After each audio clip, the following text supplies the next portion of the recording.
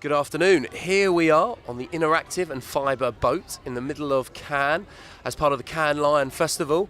We're here to do a little piece of thought leadership into programmatic video, and what the insights and key trends are that are coming out of that vertical within the industry. I'm here with Offer Yehudai, who is the president and co-founder of Inneractive. Offer, how has your Cannes experience been so far?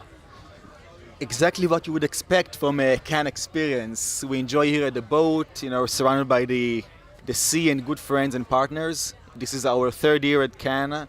We are very happy to be here, see the industry grow, see people talk about the right trends. It's amazing. And what are some of the key things that you've picked up so far in the first few days of the festival? Have you seen any particular trends or insights around what's happening within the industry? So the first thing I notice is that from year to year they start to serve the rosé earlier and earlier, so you can get it at 9 a.m. now. But I think it's mainly about data. I think this year more than ever, people talk about data-driven or data-based decisions around audience buying, around marketing, around basically any type of process across the Lumascape, right? So I think data takes a very big piece. We are very active in the mobile space, where data plays a key role. So this is definitely the first one. The second is video. Yes. The industry is moving towards video. We consume more and more video. By 2020, more than 80% of the content we'll consume on mobile will be based on video. So the industry starts to prepare and gear up for video. And then lastly, of course, we also hear about VR. Yes. Because we can't come here without hearing about VR. Even though the market is still very nascent, still very young, it's nice to see how we think about future media and future screens. I suppose of those three things, I'll start at the beginning. So we'll start with data. I mean, one of the key trends that we see around the world, whether it be Asia, MENA, LATAM, Europe, US, is there is a lot of data there, but it's actually not a lot of people are using it in the correct manner. Is this something you've seen? And from an interactive perspective, how frustrating is that when you see people not using data correctly and in the right manner? So if you take a good look at it, in the past what happened is that the advertisers used to buy what we call property-based buying, right? So they went property by property and they said Vogue is women, ESPN is sport and maybe men, and they used to segment properties in this way, and then they bought different properties. We can go all the way back to print, like the old print way, and that's how they worked. Yes. This section in the newspaper, that's where I'm going to place my tobacco ad. What we see right now is a shift to audience-based buying. So advertisers actually invest. In the last 2 or 3 years already, they invest in the CRM and purchase data list and partnerships with DMPs to have more insights into audience. And then they move from buying ESPN to buying the right audience across many, many properties, which is much more efficient, makes much more sense. So it's nice to see how it's changing. Now, if you ask me what will happen next, I think we'll move from advertisers buying audience to publishers actually selling. So it's a change from a buy side to a sell side. The more data publishers will have about their audience, the more control they will have, they will start selling audience themselves. And this is a big change. Absolutely. And are you seeing publishers starting to do that now, where they're taking their own data and building their own stacks in-house with the help of companies like yourselves who have the tech to actually help them do that? Is that something that's starting to happen? It's starting. And like everything what you see those savvy publishers, they build it themselves. Yes. So they try to build their own DMP or their own tool. They try because they can't find a good solution in the market. And obviously those experience, they give them a nice heads up, but it's not enough. Yes. So now comes the second wave, companies like Fiverr and Inneractive offering publishers the full set, the SSP and the exchange, but the ability to also manage your own audiences and get insights on audience on the publisher level. And once you enable that, they can start and go and sell. And this is a big change. It will not happen overnight. We sit here, we'll probably sit here next year again, and we'll look back. Yes. It will take about a year for publishers to start embracing. But it will change this asymmetry between buyers who control all the data and the publishers who are currently left behind. Absolutely. So this is effectively a game changer for publishers in terms of they'll have more control of their own destiny, they'll be able to control their revenues far easier, and actually probably for the first time ever give them an opportunity to replace their former print revenues with digital revenues that are using in the right manner. Yes, and the biggest driver for the change are no others than Facebook and Google. Facebook and Google controlling 85%, every new ad dollar, squeezing those publishers, taking all the control out of the publisher. Of course, they package it very nicely. We give you the tools, we give you instant articles, we give you AMP, but basically they are taking freedom from publishers.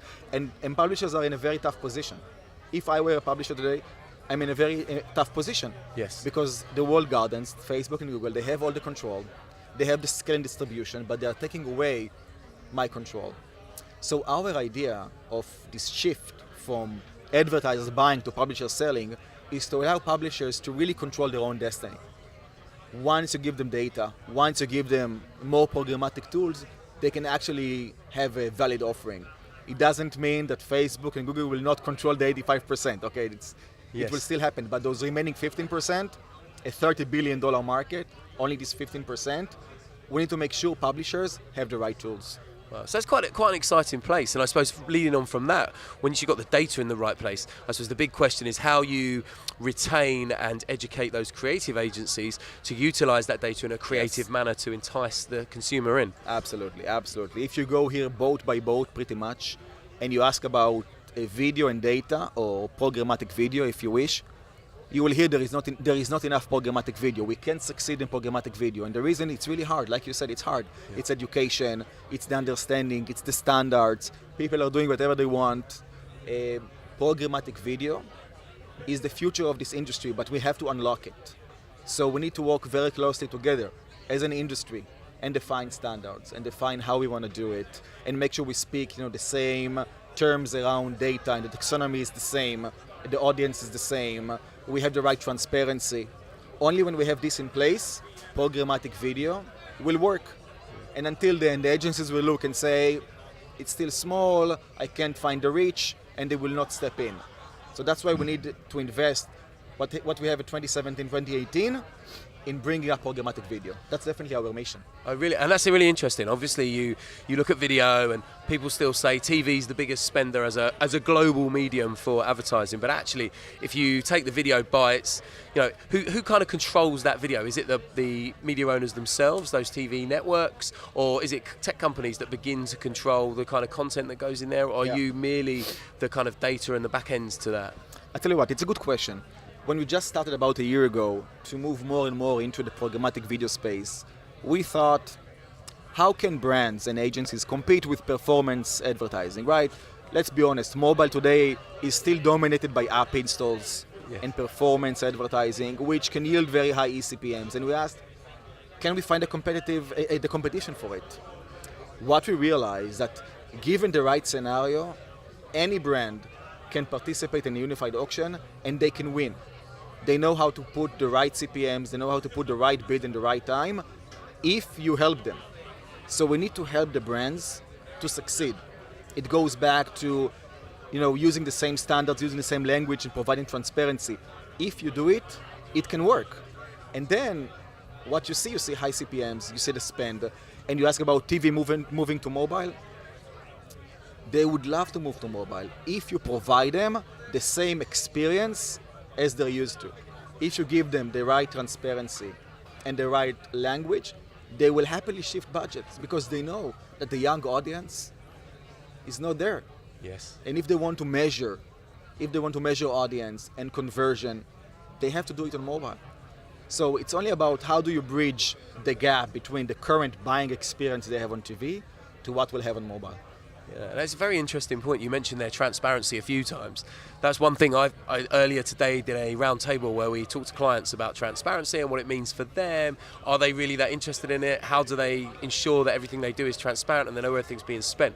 I suppose one of the key questions, which they kind of answered but not so much, is kind of actually who leads that discussion? Because I always think that from a tech company perspective, you guys have the ability, the tools to actually measure for them. So I'm almost thinking that perhaps it comes from the tech guys who then say to the brands, actually, this is what a real engaged measurement looks like. Tell you what, there are so many levels you can look at transparency.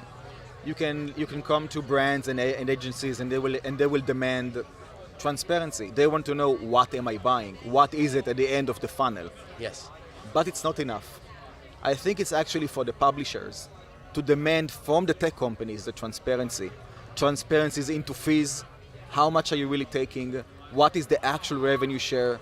Are you charging me and you also charge the buy side? Yeah. This is the right transparency that currently limit us from growing. Again, when we work with the walled garden, we don't really know what happened.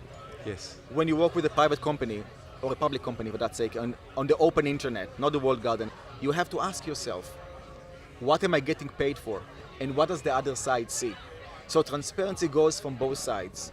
Into the supply, like what am I buying, but also from the seller to the buyer, to the advertiser, through the tech company. I want to know what's really happening. That's why at Fiber and Inneractive, we are big believers in a transparent, unified auction. When we run an auction on the exchange, it's completely transparent. You see the buyer, how much they are paying, gross, net, everything, because that's the only way to build trust, through transparency. Yeah.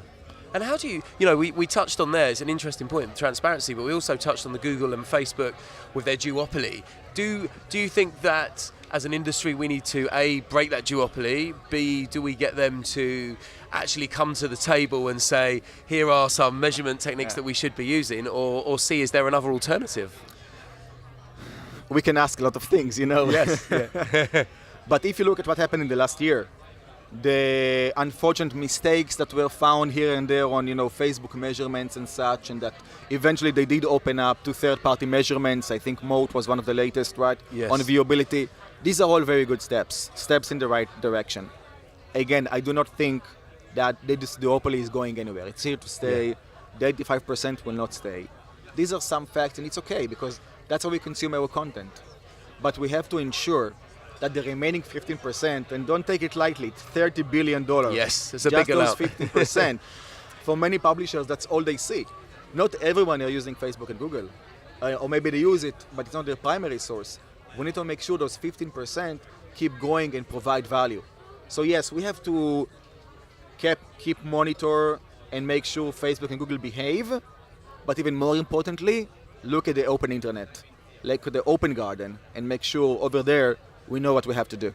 Yeah, absolutely. I think that's the way forward, isn't it? Yes. And so you talked about the third thing you mentioned was AR, which is quite exciting. Yeah. So what are you guys doing in that space? Oh, absolutely nothing. Oh, okay. But just the key trend that you're seeing. So Yes. I mean, we are very focused on where we are today. After the acquisition, it's all around scaling, growing, and that's what we need to do. It is very interesting to see how the AR, VR, world develops. I don't say that we'll not be active in that in the future. There are great startups around us that are doing their baby steps, just like we did with Programmatic years ago. Yep. And this is how the market, develops. It's still very young. It's still very, very interesting. But we'll have to see how do brands and publishers look at the media. Absolutely. And we obviously mentioned video and programmatic video and being on mobile. I suppose one of the key things that still I always find is a source of frustration is we have all this amazing content and we produce this amazing content, and yet still there's not enough take-up, is there, from a mobile capacity for agencies, creative agencies, media agencies to actually produce content that isn't just the same content that's been on television, it's actually designed for mobile. And I suppose my question is, how do we really kind of ensure that more brands suddenly realise, because it seems madness to me that everyone has a mobile and looks at their mobile more times than they do their wife or their children, for example. Surely we should be making content that fits beautifully and thereby advertising content that also fits beautifully into a mobile screen.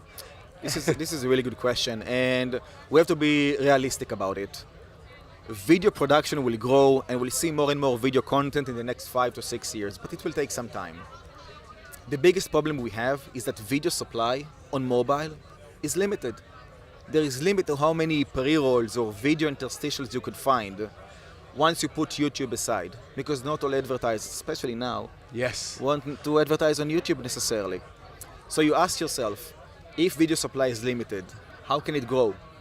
And I think the answer is in the form of innovative video formats, like Outstream.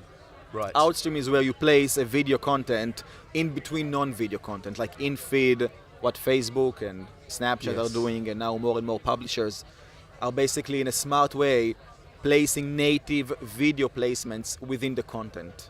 And once you do it, you actually open up and you increase your video supply without being tied to video content.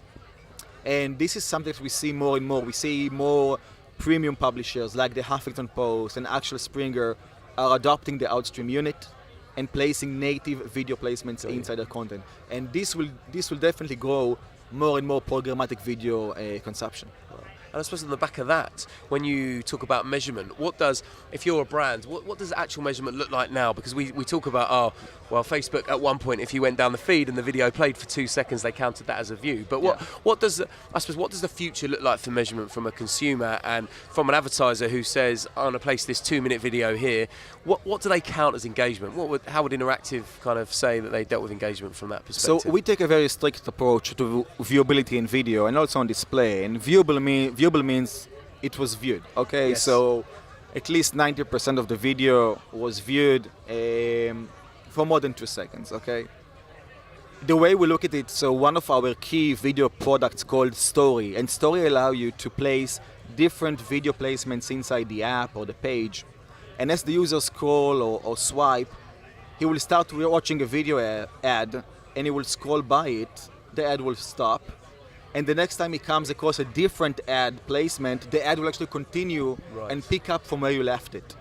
And the idea is to increase viewability and completion rate, because that's what we care about. It's no more about just impressions. We don't need 1 billion impressions. We need only the impressions that count, that were viewable, that were watched. And that's our perspective. So viewability and completion rate are 2 very important KPIs. Wonderful. And how hard is it to actually educate agencies in particular and brands who are so used to going, click throughs? I mean, how hard is it? Are you finding it when you're going in to educate these guys? I'll tell you what, it's hard, not because they don't understand. They get it immediately. It goes back to execution. Right. Because again, if we don't have the tools and the standards and the technology to support it, then we can talk all day on the boat, okay? Yes, yeah. So we see it as our mission to drive programmatic video, talking to publishers, talking to advertisers, making sure we are running on the same platform, and then we can make it happen. Until then, we'll just be talking. Okay. So, it's been an exciting 12 months for you guys. Yes. A lot has happened, a lot of good things, a lot of success for Inneractive. What does the next 6 months look like for you? And what do you think are the next steps for programmatic video in the next kind of 6 months, 6 to 12 months? So for us here at Fiber and Inneractive, we are completely excited with all the acquisitions we had. And we are now heads down, integrating and building our unified stack for publishers. That's our number 1 priority. And I say it's really amazing because the acquisitions this group have done are amazing. It's all best of breed. Everything you look at between the Haze Up team and the Fiber RTB, what used to be Falk Real Time, and now Inneractive, all coming together under the Fiber umbrella. And we're building some really good stuff, which you will see very soon. We plan to release it by the end of the year, and of course keep investing in 2018. So this is our number 1 priority. And as you can see, programmatic video, using data and audiences, this is what's driving everything. So that's for us. For the industry, I really hope that companies will focus more on profitability, on transparency, again, from both sides, supply and demand. We see a lot of consolidation happening in the market. We've seen it in 2017. We'll see it next year as well. We just have to ensure that we give the publishers the need they want. Not only to the advertiser. Yes, they're writing the checks, but also to the publishers. We have to ensure there is balance between the 2. Okay, so it sounds like an exciting 6 to 12 months ahead for you. Yes. And finally, I suppose the final question is, what is, if you could take away one thing from Cannes, besides the yacht, what would it be? I have to bring some sunscreen next time. I mean, it's a great event. It's a great place to meet your friends and partners. I mean, if you're not here and you are watching it, mark your calendar and be here next year, because this is definitely becoming the number 1 event to talk about what's happening next in the industry, close the right deals while having fun. Okay. But not quite as good as Festival of Media. Second to that. Wonderful. Thank you very much, Offer. All right, mate. Thank you so much.